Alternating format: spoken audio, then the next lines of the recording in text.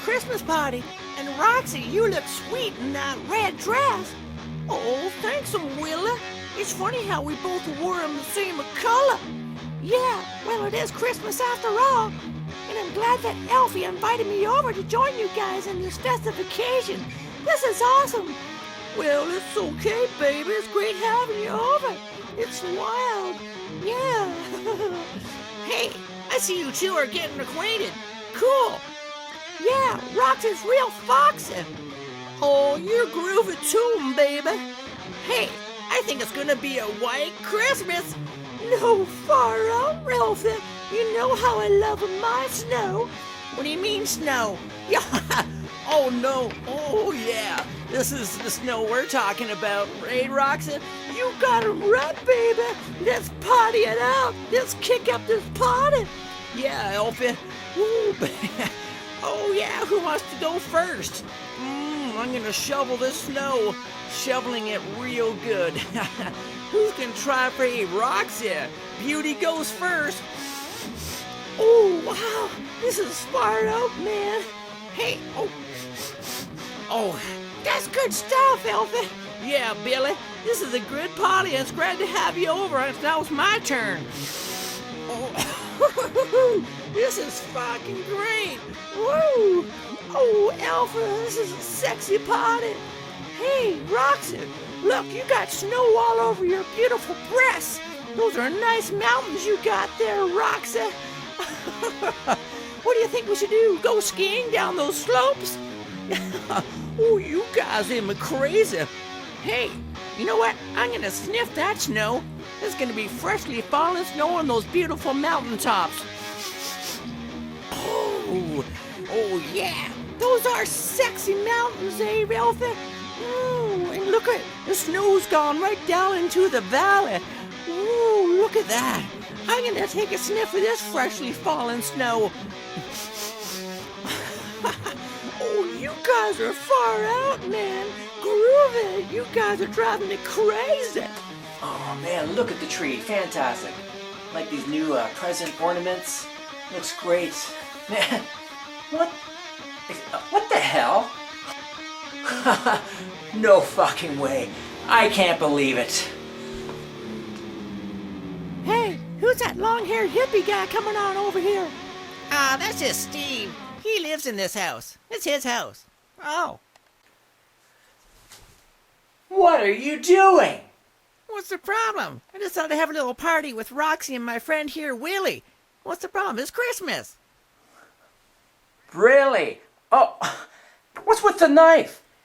What's this stuff? Oh, It's snow. doing coke again, eh? Yeah. What are you planning on doing with Roxy this year? What did I tell you last year? No parties in the fucking house. Come on. What the hell? What's the problem? You said no eating and drinking in the beds, so we're on the dining table. Should be perfectly fine. Hey, what's wrong with this guy? He's a party pooper. Yeah, he needs to loosen up, man. Have a little taste of snow, brother. Yeah, come on, Steve, join the party. So you think that you're on the dining room table that is perfectly fine Sure. to eat and Why not? have hot chocolate? Yep. I know what kind of hot chocolate you're thinking about. It's Roxy, not the Why kind you not? drink. And Join in. Yeah. You think you're gonna have a threesome on the dining room table? I don't fucking think so. This is unbelievable. Holy Oh, fuck. come on, man. Loosen up. It's Christmas. Unbelievable. And who the hell is this guy in the red? I've never It's seen Wi- him before. it's You think you Willie. can just invite all your friends over without asking me? Why not? Man, this is getting out of control. No, you're out of control. You're boring, man. We just want to have a little fun. Yeah, come on, have some fun with us, brother. A little fun, eh? Wow. Yeah, look at Roxy. She's all covered in snow and ready to go. Yeah, I'm ready to go, brother. You know what? We're just gonna have to go somewhere else and find a place to party and have a threesome.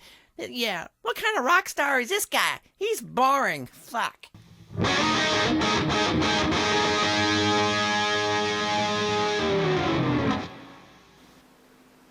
Well, since we're on the topic of Christmas parties, it gives me an idea of something to make. Something my mom used to make during the Christmas season and throughout the winter months was her glorious cheese ball. I absolutely loved it. It was fantastic on crackers, on toast. So I'm going to make that for you. Here's what you'll need. Some old cheddar cheese, some cream cheese, some dill pickles, pepper, walnuts, and an onion, and you're all set to go. So just these ingredients alone are fantastic. But you know me, with my creative mind, I always gotta try and invent something. So I'm gonna add a little something different. You could put some diced ham in there, which would be really great. But since I don't have any ham to dice up, I found these jumbo turkey sausages. No, hot dogs actually. And they're smoked. You know what, if I dice those up really fine, or chop them up, that might be pretty fucking cool within the cheese ball. And perhaps I'll try a little bit of Parmesan cheese too. Okay, first of all, take your cream cheese, take the foil off, obviously. And unless you're kind of crazy and you want that in your cheese ball, but no, I would not like that. No, thank you very much. Okay, and just plop it in the bowl. Well, I spared you the boredom of me grating the cheese and chopping the pickles and the onions. Now I'm just going to add all that to the bowl, mix it in, and then we'll be all set. Now before I do that, have a little sip of my gingerbread coffee here. Great. Now, my mom measured this stuff out. I didn't measure it, I'm just going to eyeball it. So I got 2 bricks of cream cheese, so I'll just add what I think would be the right ratio of grated old cheddar cheese. And you know what? I'll put the whole fucking thing in there. That's a half a brick of cheese. So what, you know. So what, 200, whatever. Now this is 3/4 of a whole onion. Dump that in there. You know, if you cook long enough, you know the ratio of what to use, right? Pickles, you can never have too many. Dump them in. I hope I'm not screwing this up. But you know what? It'll be good. Now what? What should I add? Oh, the hot dogs. I didn't chop those up yet, so I shall do that now. I got this little handy chopper, and chop away.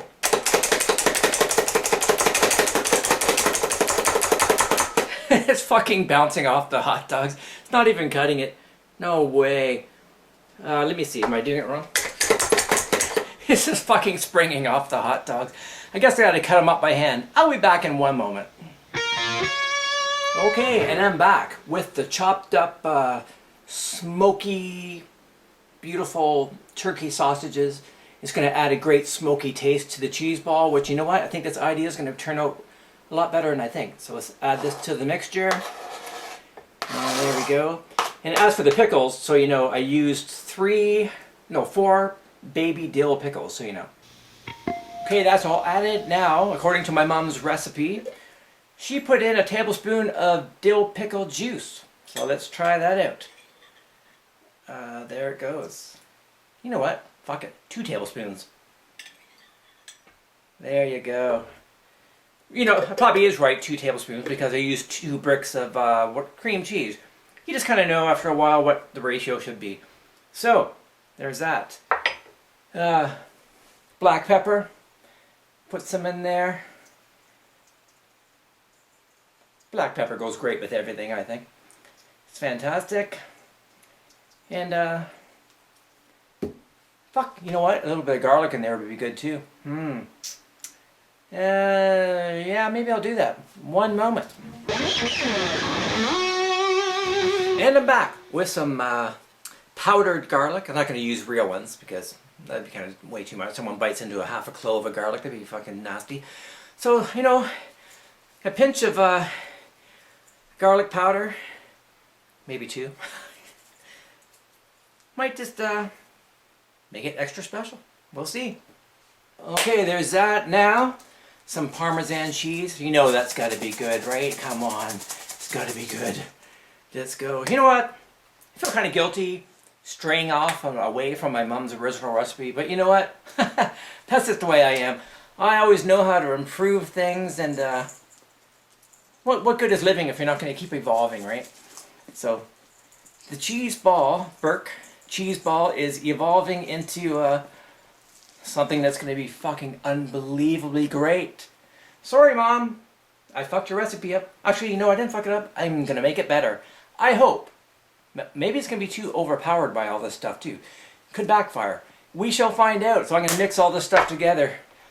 Yeah, this is kind of fun. This is kind of fun. It's going to be great. It's going to be great. So after you mix this up, you roll it into a ball, and then you crush up some walnuts.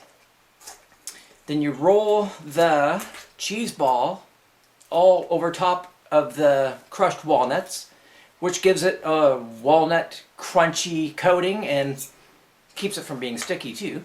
Then you stick it in the fridge. So I'm just going to keep blending this up, and I'll be back with you in a moment. Oh yeah, that looks great and smells great. This is going to be freaking awesome. Man. Okay, I think that's mixed up well enough. Now it's time to make the cheese ball itself. Instead of making a cheese ball, which I will do, what you really could do is just dump the walnuts into here as well, mix it up, and just use it as a spread. Like, you don't have to make a frickin' ball, but you just make a ball because it looks kind of cool on a plate and, surrounded by crackers and stuff. But, you really could just make a spread. It could just really just be a cheese ball spread, mix in the walnuts into the spread, which I think I would enjoy better, but for the sake of my mom and her memory, I will put it in here. I'll make the cheese ball. I've never done this because I kind of regret, I'm kind of not looking forward to making this frickin' thing because I'm going to have to get my hands into this shit, form the ball. My hands are going to be covered in this shit, and trying to roll it into the walnuts. This is going to be a fucking nightmare. Now for the messy part, making a ball out of this concoction. Ugh, oh my god, what a weird feeling. I think I'm just going to make, this is actually a hell of a lot of mixture here. I think 1 brick of cream cheese would have been sufficient, but whatever.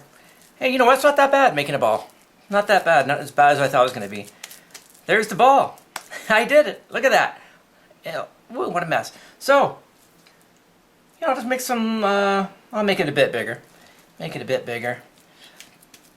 And I could use the remaining stuff just as a spread. They don't always have to be a ball. So there's the ball, pretty easy to make, not as messy as I thought it would be, as I just said.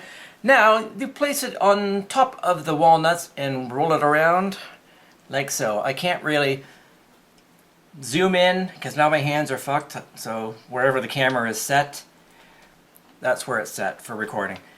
So there we go, covering it with walnuts. I should just continue just rolling it instead of trying to do what I just did. And looking kind of good. Looking kind of good. Cool. Just kind of drop it into the mixture so they stick in there. And why is this messier now than it was before the nuts? Holy crap. Anyways, that's how you do it. I'm going to make sure they're in there good. Looking kind of good. I can't remember if you put parsley in this or not. You probably could. That might be interesting as well. But there you go. There's a cheese ball with all the walnuts on the outside of it. I'm not sure if you can see. There you go. Look at that. Looks pretty cool. That would be nice on a table. And add a few more on there, because you do add a nice touch to the taste and the experience of the cheese ball. That's that. And I think that's going to be it for that cheese ball, because I'm kind of running out of nuts. My hands are completely fucked. So you just get a plate, stick the cheese ball on the plate, obviously, what else would you do? And you stick it in the fridge, let it chill. And then when you have guests over, you amaze their taste buds and eyes with this beautiful sight. Fantastic on crackers, toast, along with wine or whatever beverage you'd like to have. Look at that. Pretty cool, eh? So I think I'm just gonna... Well, I can't even make another one because there's not enough walnuts. Shit. Well, I can just put the mixture into the fridge till I get some more walnuts and make another cheese ball. Oh my god, that tastes amazing. And there you have it, the famous Burk cheese ball, and totally improved by myself, and I hope my mom approves with what I did to it. And man, you're gonna love it. Try it, you're gonna love it.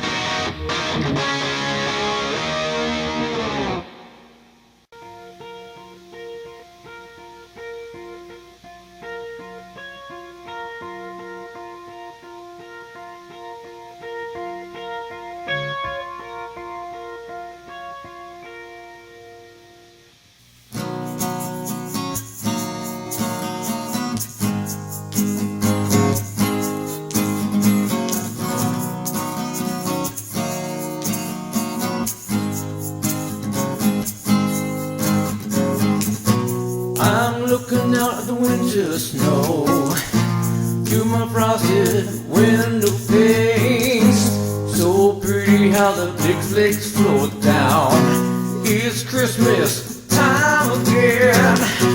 Oh, the joy it brings just makes you wanna sing.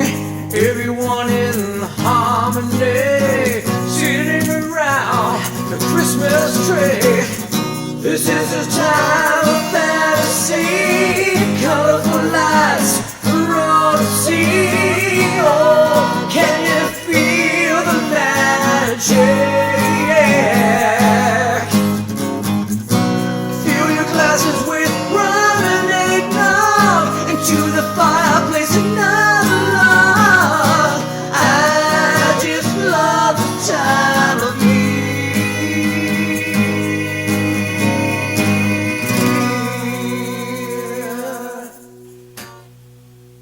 How about that, eh?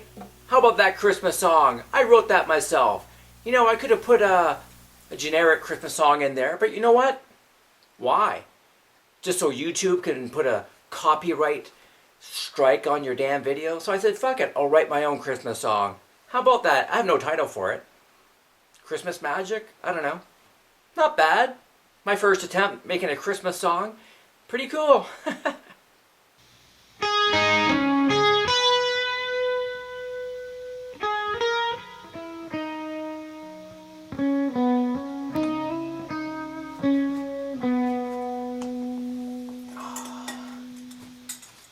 Oh, yeah. Hey, rum and eggnog. It was in the song. I might as well have it. And this particular eggnog is gingerbread flavored. How perfect. Rum and eggnog. Fantastic. You know, I tried rum without anything, taking a sip out of the bottle. It's fucking horrible.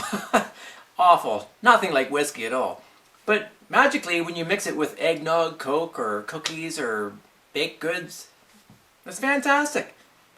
So good, I think I need another sip. That's the taste of Christmas right there. So, did you all have a great COVID Christmas? You know, that's exactly what I had, a COVID Christmas. Unbelievable. I was here all by myself. I couldn't have anyone over, because I think I had COVID. You know, just a few days before Christmas, I just got done finishing recording a song called Dreamin, which I'll play in a moment. And I just get done finishing singing the vocal line, and then I felt a fever come on. So I thought, oh, I better go to bed, get some rest. And during that night, I felt kind of like an upset stomach too, almost like a gassy feeling. So I'm thinking, fuck, what the hell did I eat?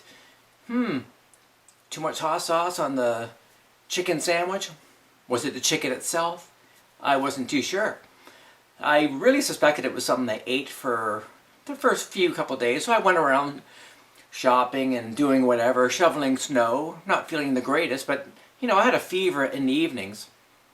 You know, you got weak, you know, the usual weak feeling, aches and pains, and that usually goes along with any sickness, because that's just the aftermath of your body defending itself. So, oddly enough, on Christmas Eve, I don't know what made me think of this.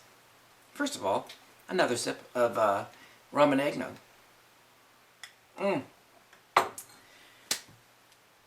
I decided to Google symptoms of COVID.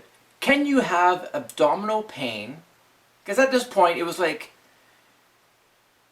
the pain just didn't let up, really. And it was all in the intestinal area. I still thought it was gas or something. I had no idea. But I Googled it for some reason. And sure enough, COVID will give you abdominal pain, but usually it's accompanied with diarrhea and vomiting. Isn't that lovely? Some doctors even think it is a abdominal disease before it's a lung disease, actually. That's some of the theories. And they were thinking this even back last spring. Why didn't they tell us, for fuck's sakes? Anyways, so I'm thinking, okay, it can't be COVID because I don't have diarrhea or vomiting. God, that would have been awful. So I continued to search more, and sure enough, yes, you can just have the abdominal pain. I'm thinking, holy shit. So a rare mild case is puking, diarrhea, and pain, which would be god-awful. And that's considered rare and mild. So I must have been extra rare and mild. And even so, it was fucking horrendous. So now by this stage, it wasn't just gas-like pains. It was like stabbing pains, like someone ramming a broomstick into your liver, your appendix, or some girl with high heels going with her. This is the kind of shit I was thinking about. Probably making it worse. But yeah, it was brutal, and it lasted 2 weeks. 2 weeks. So yeah, that was not food poisoning. It was not the flu. Really, in reality, with the flu, I am way worse. I'm just totally fucked with the flu. Can't get up, can't move. With this, I could still move around. I was slow. You know, you're weak and achy, but you can still function. And you kind of hear that with a lot of people with COVID, unless it's really brutal. So that was interesting. And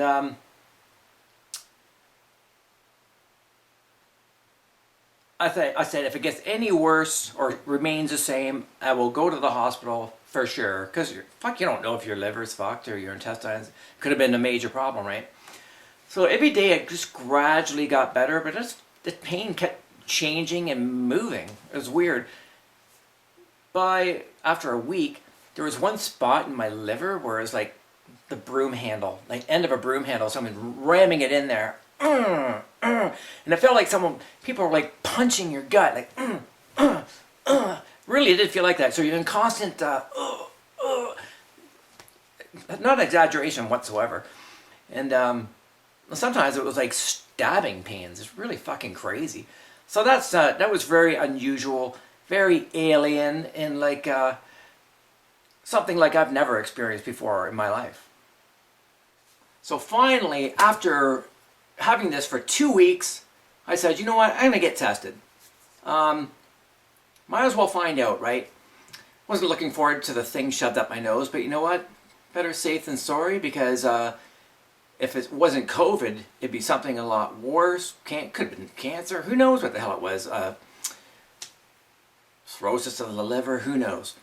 So I went and got the swab up the nose. I'm thinking, they're not going to find a fucking thing. At this point, I had no symptoms. The pain was already pretty much gone, which was quite good. My body kicked its ass, which cheers to my immune system, because it did a fucking amazing job. Plus, I juiced a lot. I juiced blueberries, strawberries. That's a natural anti-inflammatory, because COVID invades the T cells in your intestines, liver, and every other fucking organ in there, just as it does to your lungs. So it does the same thing. And that's made sense because it was all very inflamed. It felt like it was being attacked. Yeah, really, really brutal. So it finally subsided and almost disappeared. I go in and get a test. I get the test. I'm thinking, okay, I got no snot whatsoever. I had no runny nose, no cough, no lung problems whatsoever. And it doesn't mean you don't have COVID. They don't tell you this shit. Fuck. Anyways, and the doctor agreed. Because when I went online, I had to say I had symptoms, so they let you see a doctor, which is kind of cool. And he said there's no way it's food poisoning, it's not the flu because it's way too unusual because it's a moving pain, and those things don't last nearly that long. So swabbed the nose and I thought, you know, it's not going to find nothing, there's not an ounce of snot up there. And sure enough, I was tested negative. And those tests are just fucking... And I have a friend in Chicago, she had the exact same thing. I didn't tell her my symptoms. And I asked her, what were your symptoms? She said the exact same thing. It attacked her abdominal area only. She tested positive in the beginning of it. Then after 2 weeks, she was negative. So I'm pretty sure I freaking had it. And another girl in England, her friend had the same thing. A lot of people complain of these abdominal pains. So yeah, I'm pretty sure it was COVID.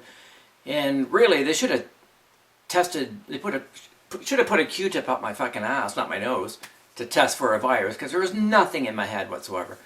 So I guess now I have to do an antibody test to really know for sure. But you know, these tests are not really accurate. But anyways, that's my COVID Christmas story for you. Yeah, so Home Alone, Christmas Eve, Christmas. Man, that frickin' sucked. But you know, well, at least I had one visitor, virus. So, well, I did a lot of sleeping. Did a lot of sleeping, and what comes with sleeping is a lot of dreams. So I dreamt of a lot of weird stuff, and how ironic that after I sang my song Dreamin, which I wrote in 1989, you know, about the breakup, the usual fucking story, right? When you first writing songs, what can I write about? Heartache, breakout, love, you know, just stupid shit. But whatever. It's a cool song. It's actually the first song I ever wrote, I believe. One of them. First song I ever recorded my voice on. And I kept the vocal pretty much original to the way it was when I first did it way back in 1989. So, I brought the song back to life. Sounds great to me. And how weird to listen to the song, because I know right after I sang the lead vocal, that the fever hit and I hit the bed. So I don't know what I dreamt about, but I wrote a song called Dreamin', and here it is.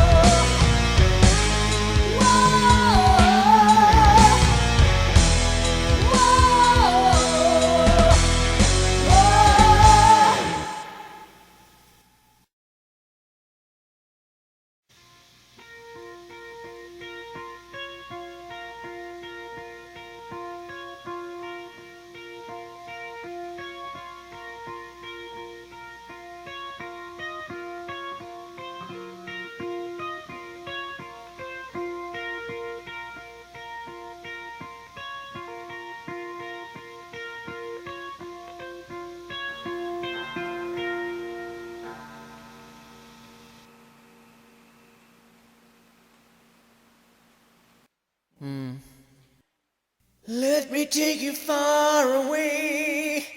You'd like a holiday. Exchange some troubles for some fun. Wherever you are. Ah, ah,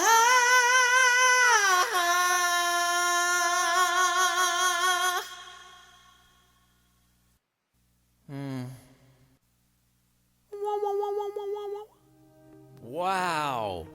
Look at that view. I'm on a beach in the middle of the winter.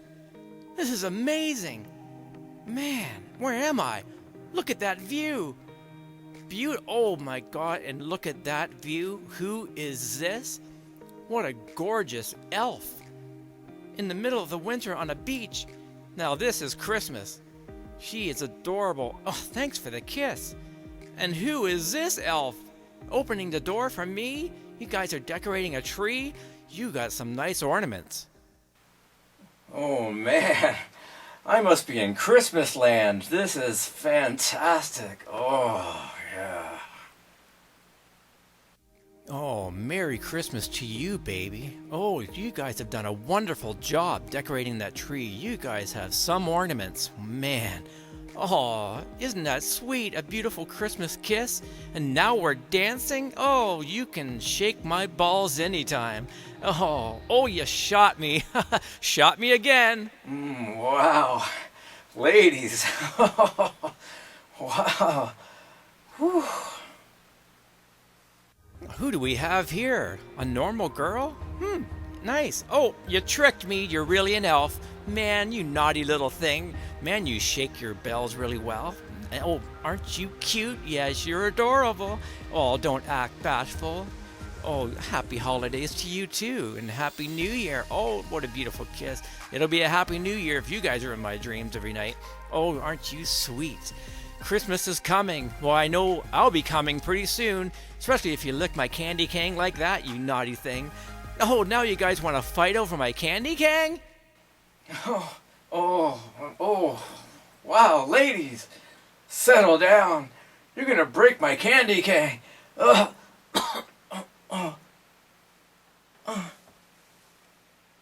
damn it. Shit. It was all just a dream. Yeah, like girls would be fighting over my candy cane. Only in my dreams, eh? Not in reality.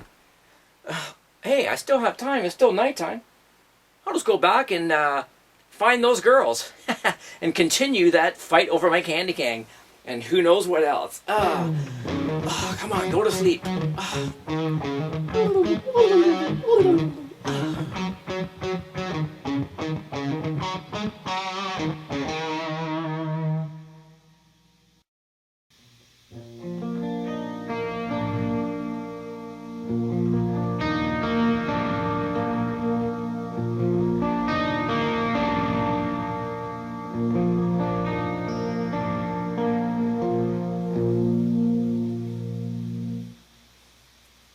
Hey, look what I found. My old Cubs shirt from the early 70s. Look at that. I used to fit into this thing. I got all my badges, as you can see. Check it out. All my badges. Pretty cool. Well, sort of. And all the stars. And you know, when you get all the stars and all the badges, you're supposed to get an award. But I didn't get an award because they're too cheap to fucking buy one. So all that work for nothing. It's funny you do all this just for a stupid plaque on the wall. Each look at this stuff. Each one of these badges was an absolute nightmare to obtain. Because my mom hounded, 1976. Look at that. 1976. My mom hounded the fuck out of me to get every star and badge. You know, I can understand, but I think it was more for herself than for me. So, like, I was like, took the joy out of any project I had to do for Cubs. Nothing but screaming and yelling.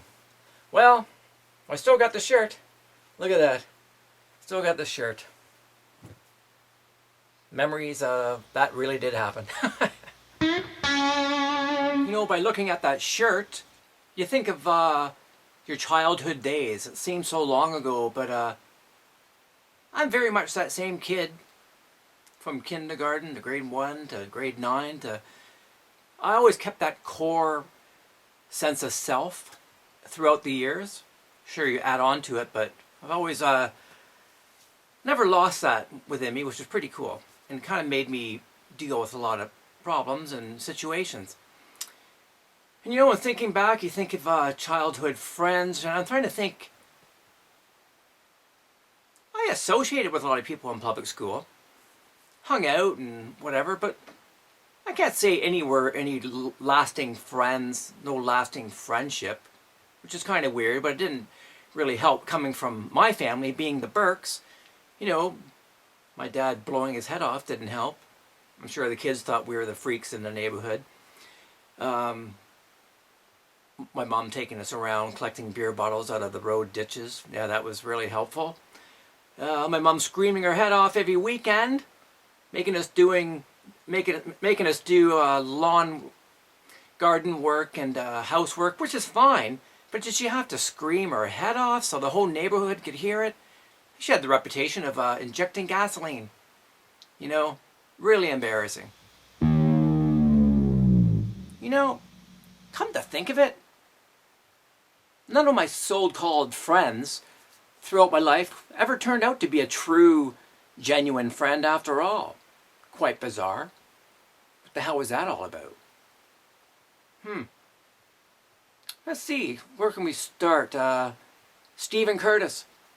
He was originally my oldest brother's friend, but I had more in common with him as far as mischief-seeking, musical tastes, whatnot. For some reason, we just got along better for some reason. And he was a great big tall guy, I'm a short guy. Odd-looking pair to be friends, but you know what? We had some fun. He was a bad influence, actually, but much welcomed. It was great. He got us into smoking weed, taking acid, going to concerts, raising hell in the neighborhood. And I was thinking, hey, this is great. This is fun. You know, when you're 14, it is fun. You know, it's perfectly innocent. And, but luckily I knew, I did acid twice. Last time was on my 16th birthday. It was great. It was hilarious. But I was always smart enough to know, okay, that's enough. Never do that again. That's fucked. You know, if it does that to your mind, it was fun, but you know, can't be too good in the long run. So luckily I always had a brain. And oddly enough, despite having the mischievous side to our personalities, we enjoyed nature, fishing, hiking in the woods, cross-country skiing. So we weren't all that bad. But he actually loaned me money to see Van Halen open up for Black Sabbath in 1978. And Ozzy was still with Black Sabbath on the Never Say Die tour. So that was an amazing, I remember it was $30 to go down to Detroit from London, Ontario. That was amazing. And it took me forever to pay him back. I was a slave to his paper route. To pay him back took forever. But it was great. But you know, just recently, I would post my shows that I'm making now on his page. You know, I talk about my family sometimes. And I go, hey, did you watch the show? Did you check it out? And he goes, oh, I have no interest in hearing your family problems. I was like, okay, you're supposed to be a long-time friend of the family too, going way back, yet you have no interest in hearing about it? What kind of fucking friend says that? Not a good one. And so I mentioned I bought a boat, a dinghy, that we once took down the river, a boat of his, down the Thames River in London, Ontario, and it was one of the best memories I ever had. You know, we're drinking beer, fishing, swimming, floating down the river. That was amazing. So I bought a boat just like it due to that memory. I said, hey, it'd be great to go down that river again. He just never replied. I'm going, what the fuck's the problem? Hello? I go, what are you, fucking too stoned and too high to respond to me, block. I got blocked. He blocks me for that. So must have struck a nerve there. Maybe he is a drunk and a stoner still. You know, maybe he didn't grow out of that. Truth hurts, eh? So yeah, so much for that guy. Man, unreal. So who else can I remember? Well, John McWade. When I was in grade 6 actually. God, way back when Queen's News of the World album came out. I remember that vividly. Grabbing the album going, what a weird album cover. That album was great though. Not every song was great, but Queen, anyways, I'm getting off track. Back to John McWade. When I met him at this school, in grade school,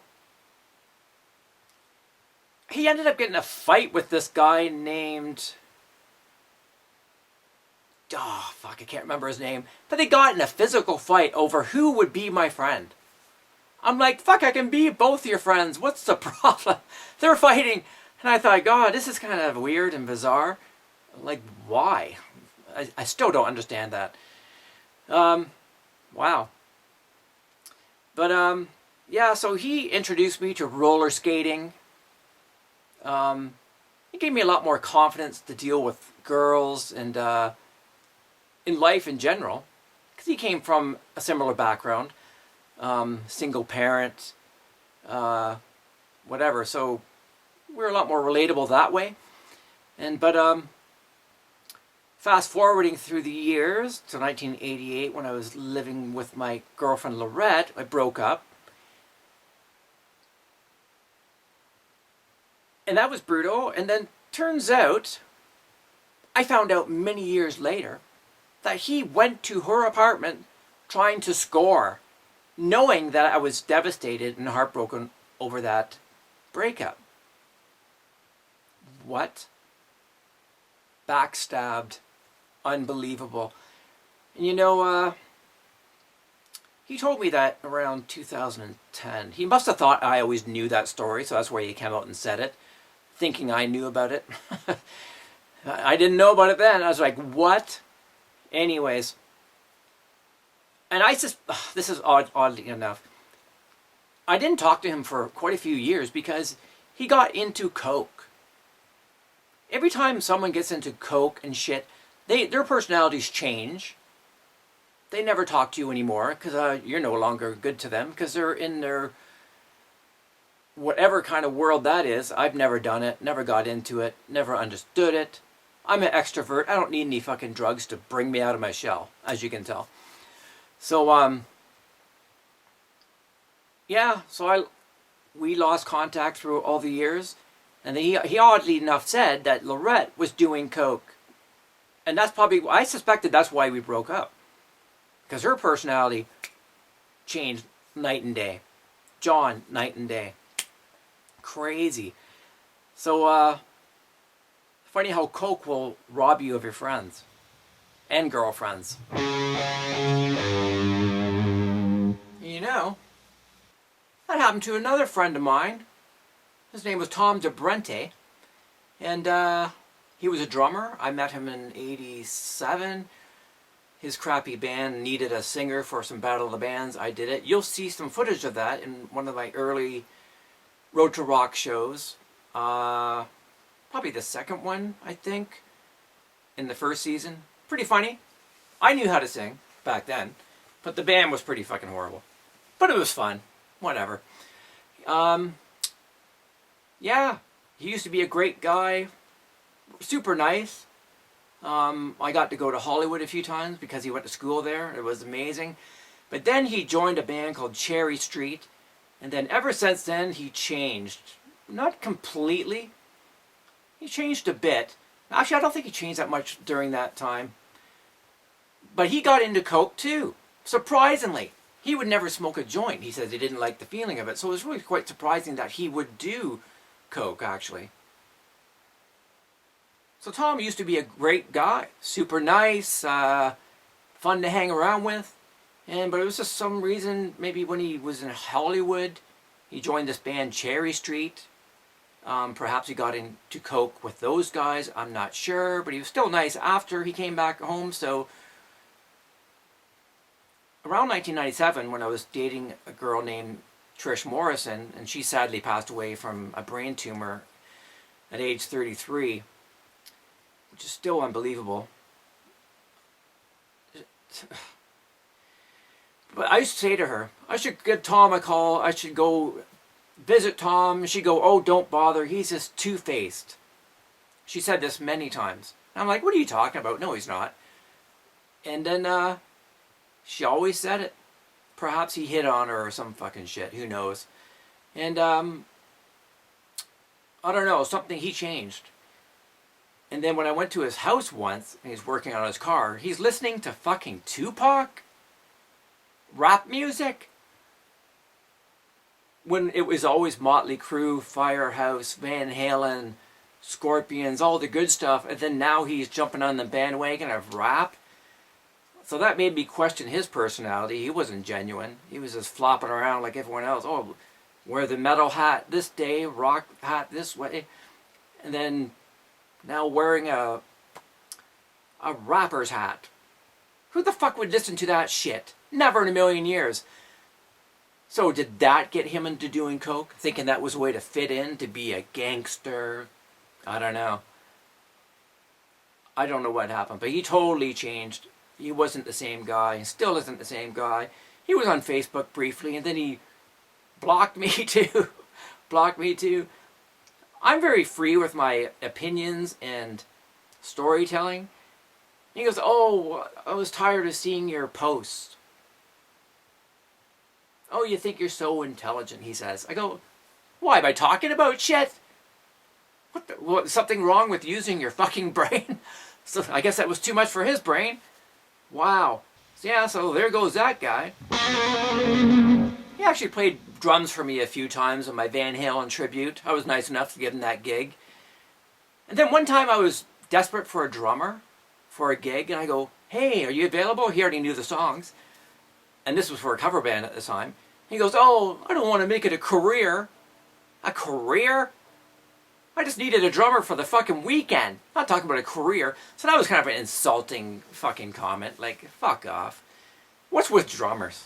Now, speaking of drummers, that reminds me of another friend. Dave Russlin. I met him in Oakridge High School in London, Ontario, way back in the 80s. We were like-minded. Two rockers, loved Van Halen, Scorpions, kind of fish out of water at our school because it was a preppy hellhole.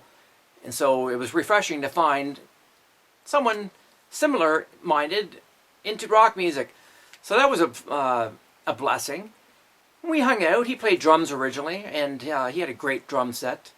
Slingerland chrome kit, and that's how I learned how to play, is by jamming on his drums. It was great. But then we actually had a band called Eruption, which was pretty funny. And after the Van Halen guitar solo song, Eruption. And I thought it was a great name for a band. We even did band photos. Holy shit. I couldn't even sing worth a fucking shit. I had some tone and stuff. I had no idea how to sing. We didn't practice one fucking song, yet we're taking band photos. Pretty funny. We actually went to a bar once wearing these shirts that you see in the picture here. And bandanas around our neck. Thinking, oh, the girls are going to know we're in a band for sure. They're going to go, wow, you guys are in a band. But no, people would say, hey, are you guys a baseball team? And we're like, what? Fail.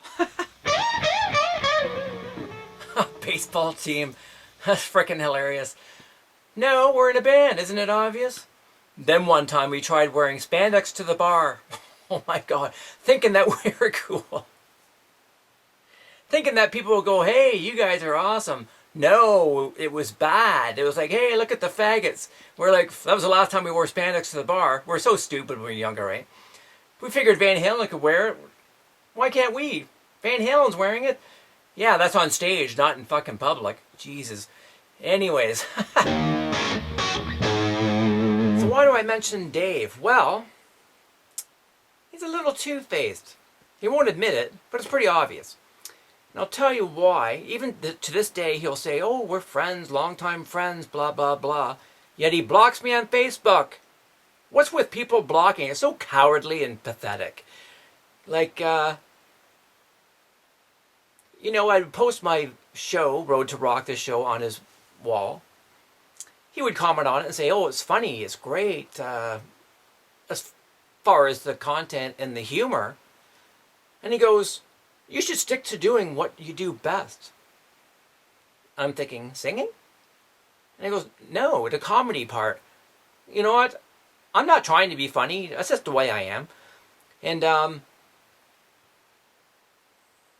when I'm doing some pretty amazing vocal things on my songs and in my show, I'm thinking, why would you not focus on the vocal part and the songwriting and guitar playing, but never a compliment on my vocals, guitar playing, songwriting, nothing ever. Really, really bizarre. And in the past Halloween show I did, in season 3, I do Queensryche's Take Hold of the Flame. I knocked that right out of the frickin' park. Totally nailed it. I can sing like that guy pretty damn close. And I go, hello, did you not listen to the Queensryche song I did? He's like, yeah, well, what's it going to do for you? He couldn't say, oh, you sounded fantastic, that was great, amazing. Which he should have said, because I know it's fucking good, because that's what everyone says. People from so many bands and whatnot say good. And I got ears, I know it's good. But he couldn't dare to even say it or mention it. I thought, how fucking shallow and pathetic. And I posted a song about my dog. I wrote a song called Without You, a heartfelt song about losing my dog. And a lot of people loved it, said they cried watching it and listening to it. So I sent it to him in Facebook in a messenger, and he just sends me some other guy fucking singing. I go, what are you fucking sending me this shit for, in response to me sharing a really heartfelt song about my dog Toby? And he couldn't say it was good or nothing. And then he sends me Wolfgang Van Halen song about he wrote about his dog. I go, you know what? Not his dog, his dad. I'm not going, what is this, a fucking contest?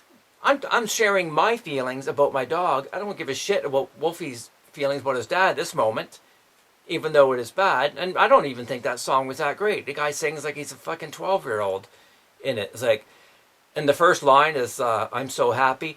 And he sings it just like a kid. I'm so happy you found your play. I'm thinking, Jesus, what do you mean you're fucking happy? His dad wasn't even dead yet, and he wrote that song. What do you mean you're happy? I know what he means. Happy that his dad is accepting death and stuff, but come on. In comparison to my song, whatever. But it's just like weird that he would just like, he's pretty much saying, no, this is how you should do it. This is what a good song is, not yours. And this always went on. And I would post things numerous times just to see how to do it. And I noticed that no one else can see those videos on his wall but me. I'm going, what the fuck? What are you, fucking jealous? And I think he is. It's like, I don't think he can stand that I can sing better than him, perhaps. Our voices are somewhat similar, but he has a weird thing about his voice, and he had to take lessons, which I never had to take lessons. Maybe that bothers me. He spent hundreds of dollars on lessons, and I was just born with the gift. I had to work on blending and phrasing and various techniques, but I pretty much had it from the get-go. And debatably. Took me a while to get the high singing down. And I figured it out. It was pretty good. I did it all on my own. But I said to Dave, why don't you like these songs? What is wrong with you? They're great. You're supposed to be a rock fan. He goes, oh, they just don't reach me. How can a song about my dog dying not reach you? Or my mother? Or relationships or whatever? Like, he liked a similar kind of music, Van Halen, Scorpion, so don't hand me the shit that doesn't reach you.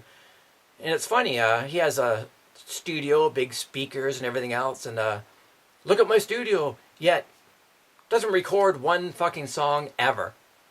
And I said, I'll help you. Send some tracks, I'll play guitar on it. Nothing. And then, I think there is some jealousy going on there. Like, you don't have to be jealous. You should be supportive of your friends, not jealous. Like, God, just because you want to be a singer too. Or perhaps there is a two-faced element going on. Yeah, I think so. I remember there was a Steve Burk bashing thread by Archie Gamble, a drummer from London, Ontario. And I see a comment from Dave going, oh, this is the best thing I've ever seen. This is great. Totally relishing in the fact that people are slamming me. He didn't stand up and defend me whatsoever. I'm like, you fucking cocksucker. And I bitched him out. And online he's like, oh, yeah, what? And then he calls me going, oh, it's just Facebook. It's just fun and games. You know, don't be all friendly and nice behind closed doors. Just on the phone or whatever. But in public, you got to display a different thing. Because a lot of fucking assholes in London are just fucking jealous of my talent, looks, whatever. I know it sounds a bit egoed out, but what else would it be? What else would it be? You know what? Being too nice to people gets you fucking nowhere. I was always nothing but nice to people. And I think they take that as you're stupid, you're weak, you're, I don't know. I don't understand it. But, yeah, he totally relished in that Steve Burke slamming thread. And then he started, you know, letting me post on his wall. And I'm thinking, okay, that's pretty nice. But then I realized that no one else can see it. Wow. So what, you can't, too embarrassed to have Steve Burke post his songs on your wall? Afraid you'll be frowned upon too? Wow. You know, he sang for a band named Monkey See. And he had a picture of their band from the 80s on his Facebook. And Dave himself told me, oh, this band sucked. The guitar player, Ted, was a horrible songwriter, horrible sound. Oh, it was god-awful. These are Dave's words. And he was correct. It was way too busy. The sound was awful. Vocals weren't recorded quite right. And everyone just laughed at that band. They go, oh my God, that band's fucking horrible. They looked okay, but just fucking god-awful. No one liked that band. So I thought it was perfectly fine. And I thought it'd be fine for Dave too, because I posted under his picture, I'm going, you guys should have maybe spent more time writing songs than you did doing your hair. I thought it was fucking hilarious. And I thought he would have thought it was funny too, knowing his sense of humor as well. But no, he got all offensive. Oh, that's not the right to say that. I go, fuck, you're the one that slams the band yourself. And sorry, it was true. But anyways, he didn't like that. Which I thought he would laugh. Oh well.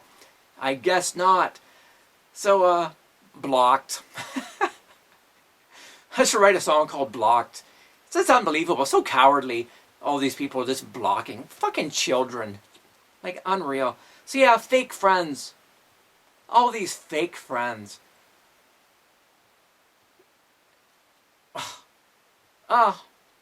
Even girls can be fake friends. They'll pretend that you're a friend. Like my friend Jan Lawson in England. I thought she was a great friend. I was going over there singing, performing. I got her singing again. It was great. And then I found out she's telling people, we're going to get married. No, we're not. Where the hell did you get that fucking idea?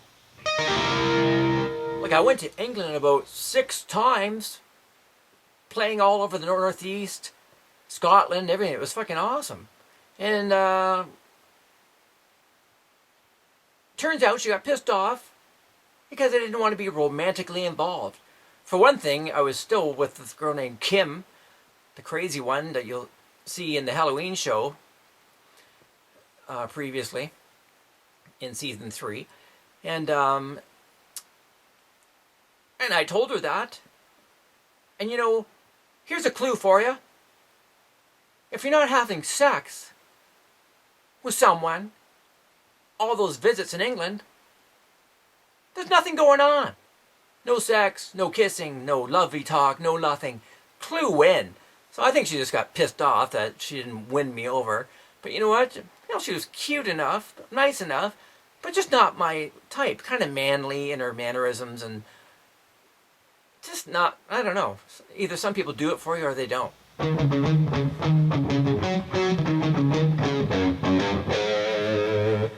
I still can't go over the fact that my friend Dave Russlin can't ever say, man, you did a great job vocally on that. Nothing. And oddly enough, he was on the phone recently going, oh, I was trying to sing Holiday by Scorpions and I couldn't do it. I said, oh, I think I need to get lessons again. I'm thinking, Holiday by Scorpions? Fuck, I can sing that in my sleep. And I actually did earlier, you saw in the show. That was a Scorpion song. I can't believe I was singing that in my sleep. But, and you don't fault for someone for losing their voice, whatever. It happens if you're not singing all the time. I think people, they grow up, they get married, they have kids, they become an insurance salesman. And that's kind of like cutting your balls off right there. So yeah, you're probably not going to relate to rock music anymore. You're probably not going to be able to sing anymore because you've cut your balls off. There goes your passion, there goes your lust, there goes your desire. And that's what happens. It happens. But still no reason why you can't compliment what I ever do. Like God, I would like to hear. It'd be nice to hear. I even did an amazing cover of Queen's Bohemian Rhapsody, but I changed it to Bumhemian Wipesody, which was hilarious. But I did all the music, all the vocal parts, the opera part too. It was quite damn good. I was proud of what I accomplished. And it was funny because that was when everyone was fighting over the toilet paper. So it was a great idea. I was just going to do a small segment of the song, but then I did the whole damn thing. And not once could Dave say, oh, fantastic, that was great. Because it was fucking great. And you may think that's egoed out me saying that, but no, you should be proud of yourself for accomplishing something great. When I mentioned earlier how I did Queensryche's Take Hold of the Flame in the previous Halloween show, Dave couldn't say nothing, just crickets. So I said to him on the phone, what did you think of the song? And all he could say is, oh, what does it do for you? What does it do for you? Everything! Great sense of accomplishment. Jeff Tate from Queensryche is considered one of the best vocalists that ever lived. And here I am pulling it off like to a T. So, that's what it does for you. Makes you feel great. Great sense of accomplishment. Isn't that enough? Yeah. So the last time I was talking to Dave on the phone, we were talking about how I rent out rooms. I furnish them and rent them out to people. And then at that time I was still suffering through what I thought was COVID with the punching feeling in the stomach, the stabbing. And him being a insurance sales guy, he goes, would you have life insurance? I'm like, what do you want to fucking cash in? I think it's a chance for a sale? Wow. And then I continued talking about how horrible I was feeling. And instead of saying, oh, that's awful, it sounds horrible, I wish, something I could do for you or get better or nothing. No, he just goes, well, back to the room rentals. So I'm like, oh God, the pain is awful. I was like, I can't even breathe. And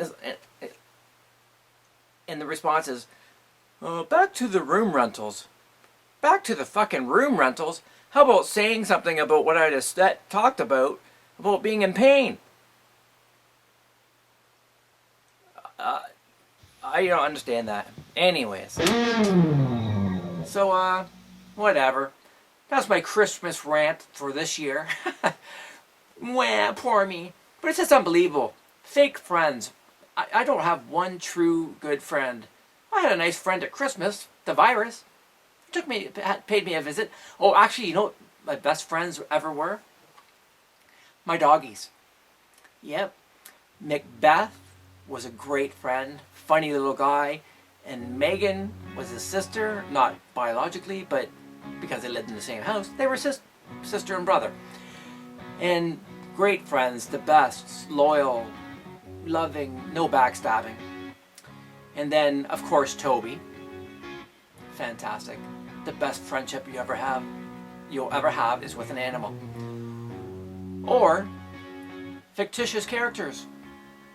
I wrote a song called Fantasia. If you look on my YouTube and check out my playlist, you can hear all my originals and check out Fantasia. That's about going into dreamland and finding your dream lover, where it's always just perfect and fantastic. Kind of like me going to Christmas land. That was fantastic too. Those are some nice friends I met there. And I even wrote a song called My Angel. It's another fictitious song about a girl that you meet on the beach, and I always have these awesome dreams that inspire these songs. So I wrote the song back in '91, I believe, and brought it back to life, re-recorded it, and here it is for you. And I hope you had a Merry Christmas, and I'm not going to say Happy New Year, because last time I said that, the year went to shit. And so far this year is going to shit. Look what's happening already. Unreal. Anyways, here's the song Angel, and I'll see you on the next Road to Rock. And what will that be about? Who knows?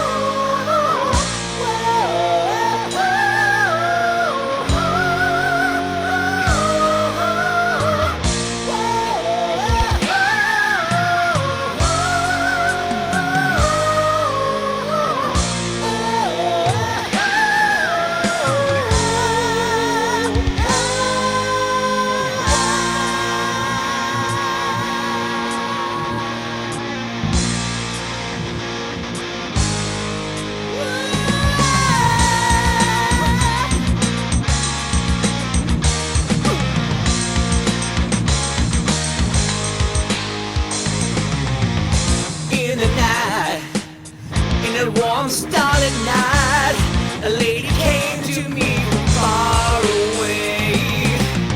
She offered me love, the best kind of love, the kind that grows stronger day by day. Can this be real or just another dream? This crazy rush that floods into me. Ever since that night when stars outshine, I knew right then that she would be all mine. She's my angel. She's my angel. She's my angel. She's my sweet, sweet angel. As the moon shone down, she took me by the hand and led me to a castle in the sand. Seduced by silk and lace,